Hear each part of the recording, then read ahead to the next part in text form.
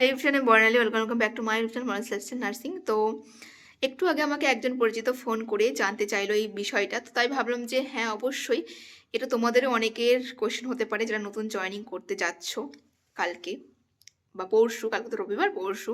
তো তাই ভাবলাম একটা ভিডিও তোমাদের সঙ্গে শেয়ার করি। তো আজকের ভিডিওটাতে আমি এটাই শেয়ার করব যে আমি যখন জয়েনিং হয়েছিলাম আমার সময়, তখন দক্ষিণ দিনাজপুর থেকে এসে একটা অন্য ডিস্ট্রিক্টে, পূর্ব বর্ধমানের মতো ডিস্ট্রিক্টে এসে জয়েনিং হওয়ার সময় আমার কি কি সমস্যা হয়েছিল বা আমি কি কি সমস্যার মুখে পড়েছিলাম। তো সেই সমস্যার মুখে যাতে তোমাদের পড়তে না হয়, তাই ভাবলাম যে যে সমস্যা আমি পড়েছি আমি একটু শেয়ার করি। আর তোমরা কি কি করলে সেই সমস্যার মুখে পড়বে না সেটা একটুখানি শেয়ার করি। আর এটা শুধুমাত্র যে পূর্ব বর্ধমানে যাদের পোস্টিং হয়েছে তাদের জন্য সেমনটা নয়, প্রায় প্রত্যেকটা ডিস্ট্রিক্টে কিন্তু এই সেমই রুলস হয় আমার যতটুকু জানা আছে। তাই বলবো যারা এই রিসেন্ট পরশু যাচ্ছ জয়েনিং হতে, তারা বিশেষ করে যারা পূর্ব বর্ধমানে যাচ্ছ জয়েনিং হতে, তারা এবং অন্য ডিস্ট্রিক্টে যারা জয়েনিং হতে যাচ্ছ তাদের জন্যই আজকে ভিডিওটা করার। তো তোমরা ভিডিওটা প্লিজ একবার দেখে তারপরে জয়েনিং হতে যাও। তো যারা জয়েনিং হতে যাচ্ছ তারা যদি ভিডিওটা দেখে থাকো তো খুবই ভালো, আর যদি তারা না দেখে থাকো, যদি তাদের গার্জিয়ান দেখে থাকেন ভিডিওটা, প্লিজ তাদের সঙ্গে শেয়ার করুন। আশা করছি তাদের এই সমস্যাগুলোর মুখে আর পড়তে হবে না। তো চলো আমি সমস্যাগুলো একটুখানি শেয়ার করি। তো আমার কি হয়েছিল, আমি জয়েনিং করতে করতে অনেকটা লেট করে ফেলেছিলাম। মানে আমি বাড়ি থেকে আসতেই সব গুছিয়ে নিয়ে অনেকটা লেট হয়েছিল, এবং এখানে এসে মানে আমি ভেবেছিলাম এখানে এসে জয়েনিং হয়ে যাবে সেই দিনই, কিন্তু না, এমনটা হয় না। আমার এখানে এসে 2 দিন লেগেছে জয়েনিং হতে। হ্যাঁ, প্রথম দিনে জয়েনিং হতে পারিনি, এতটা প্রেশার গেছে। কি কি হয়েছে সবটা বলবো। সেকেন্ড ডে লেগেছে আমাকে জয়েনিং হতে, 2 দিন লেগেছে আমার জয়েনিং হতে, এবং অবশেষে আমি 28শে ফেব্রুয়ারি জয়েনিং হয়েছিলাম। তো আমাকে যে সমস্যার মধ্যে পড়তে হয়েছিল সেটা হচ্ছে যে তোমরা সকলেই জানো যে জয়েনিং হওয়ার সময় আবার মেডিকেল ফিটনেস করতে হয়, তবেই তুমি জয়েনিং হতে পারবে। তো সমস্যাটা হয়েছিল এখানেই যে আমি সেই দক্ষিণ দিনাজপুর থেকে একটা মেয়ে এসে এই পূর্ব বর্ধমানে বিএমসিএইচ, হ্যাঁ, বর্ধমান মেডিকেল কলেজের মতো একটা হাসপাতালে, মানে সেই হাসপাতালে মেডিকেল সার্টিফিকেট করা মানে বিশাল ব্যাপার। কারণ কিছুই জানি না, কোথায় ইউএসজি হয়, কোথায় ব্লাড টেস্ট হয়, কোথায় কি হয়, কিচ্ছু জানা ছিল না। আর এত বড় হাসপাতাল, মানে মাথায় খারাপ আমার প্রথমে দেখে। তো সেইখানে মানে এই বর্ধমানে এসে সেই হাসপাতালে ঘুরে ঘুরে মেডিকেল ফিটনেস সার্টিফিকেট করতে আমার 2 দিন সময় লেগেছিল। আর যার কারণে আমার আমার কিন্তু জয়েনিং হতে দেরি হয়েছিল, এবং শুধু আমার নয়, প্রায় প্রত্যেকেরই এই সমস্যাটা হয়েছিল। 2 দিন করে লেগেছে আমাদেরকে মেডিকেল ফিটনেস সার্টিফিকেটটা বের করতে। তাই তোমাদেরকে একটা সাজেস্ট করবো যে তোমাদের যদি সময় থাকে, মানে সময় থাকে বলতে কালকে তো রবিবার, তো কালকের দিনটা তোমরা একটুখানি ঘুরে ল্যাবের সঙ্গে কথা বলে তোমরা সমস্ত টেস্ট বলতে যেগুলো তোমরা করেছিলে জয়েনিং হওয়ার সময়, এই ট্রেনিংয়ে ঢোকার সময়, সে সমস্তগুলোই লাগবে। সমস্ত টেস্ট করে আনো, রিপোর্ট করে আনো, মেডিকেল ফিটনেস সার্টিফিকেট লিখে আনো। এখানে আসার পর যেগুলো চাইবে সেগুলো বের করে দেবে। তোমার জয়েনিং তাহলে সোমবারেই হয়ে যাবে। বাট তুমি যদি ভাবো যে আমি সোমবারে আসবো, সোমবারে এসে জয়েনিং হবো, মোটেও হবে না।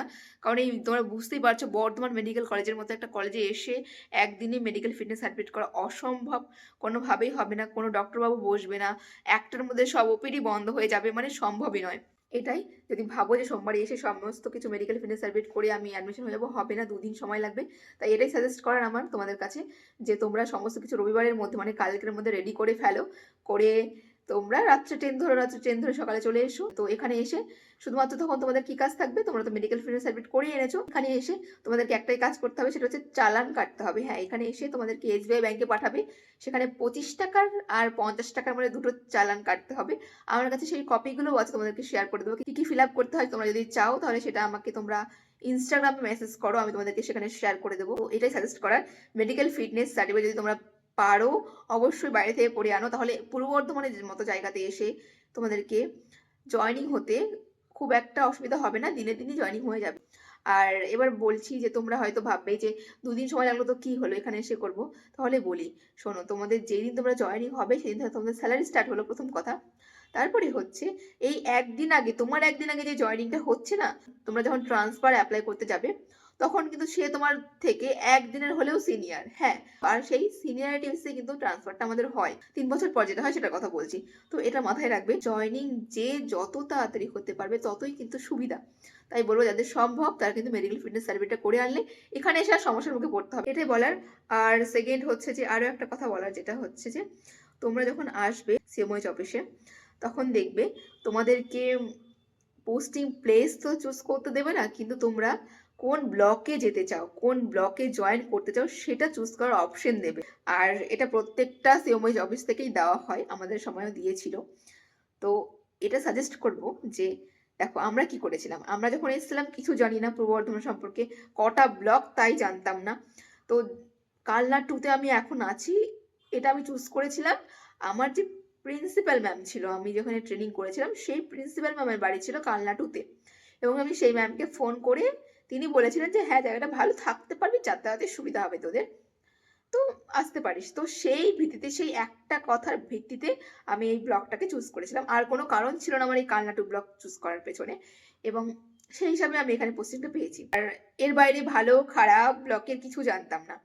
তো এটাই সাজেস্ট করবো তোমাদেরকে যে তোমরা আজই এখনই এই ভিডিওটা দেখার পর গুগল করো, পূর্ব বর্ধমানে কটা ব্লগ আছে সার্চ করো, এবং সেই ব্লগগুলোর মধ্যে তোমার যদি মনে হয় যে আমার এই ব্লগগুলোতে চেনা কেউ আছে যে এই জবটা করছে, তাদেরকে ফোন করো, মেসেজ করো, যা করা হয় তাও করো, করে সেই ব্লগ সম্পর্কে একটুখানি জানো যে সেই ব্লগটা কেমন, সেখানে ছুটি কেমন দেওয়া হয়, সেখানকার পরিবেশ কেমন, কাজ করতে পারবে কিনা, সেখান থেকে তোমার বাড়ি যাওয়ার যাতায়াতের যে ডিস্টেন্স, ট্রেনে যাওয়ার যে ব্যবস্থাটা আছে কিনা, বা বাস জার্নি কেমন কি সেটা জানো।